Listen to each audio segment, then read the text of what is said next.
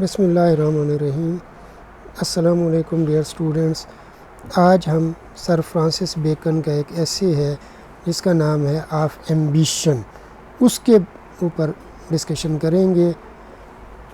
تو اگر ابھی تک آپ نے میرے چینل کو سبسکرائب نہیں کیا تو چینل کو سبسکرائب کر لیجئے تاکہ آپ کو اس طرح کی مفید ویڈیوز ملتی رہیں اور آپ اسی طرح سے فائدہ اٹھاتے رہیں۔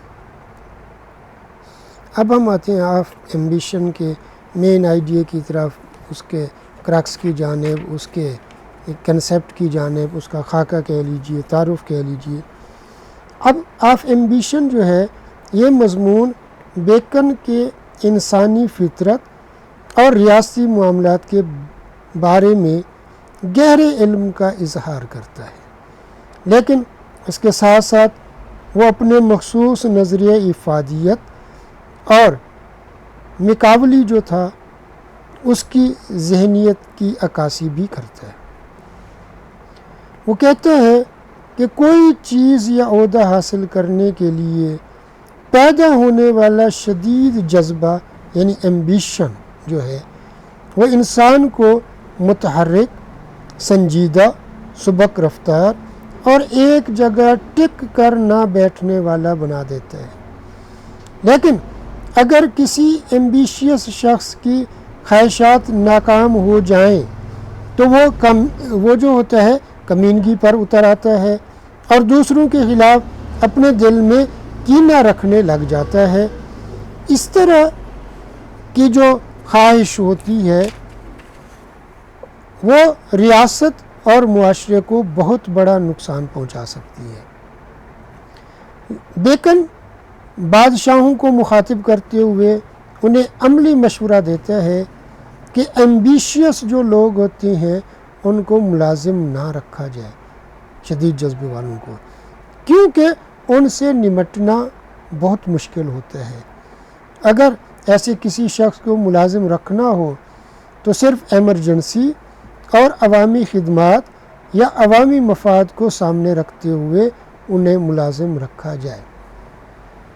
وہ بادشاہوں کو ایک اور مشورہ دیتے ہوئے کہتا ہے، ایسے لوگوں کا بہترین استعمال یہ ہے کہ انہیں ناپسندیدہ اور غیر مقبول کاموں کی ذمہ داری سونپ دینی چاہیے، لیکن اس کے باوجود ان پر کڑی نظر بھی رکھنی چاہیے، اور مزید یہ کہ ایمبیشیس لوگوں کو کسی بھی شعبے میں مکمل طور پر اختیار نہیں دینا چاہیے۔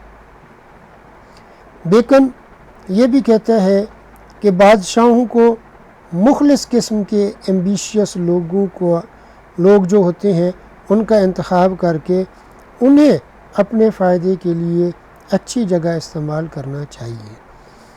ملک و قوم کی حفاظت کے لیے ایمبیشیس فوجی کمانڈروں کا استعمال کرنا چاہیے۔ اس طرح کے لوگ ایسے عقابوں کی طرح ہوتے ہیں جن کی آنکھوں پر پٹی بندھی ہوئی ہوتی ہے اور مالک جب چاہے ان کی پٹی کھول کر ان سے شکار کروا سکتا ہے۔ اسی طرح یہ لوگ بھی خطرناک یا غیر مقبول کام کرنے کے لیے ہر وقت تیار رہتے ہیں۔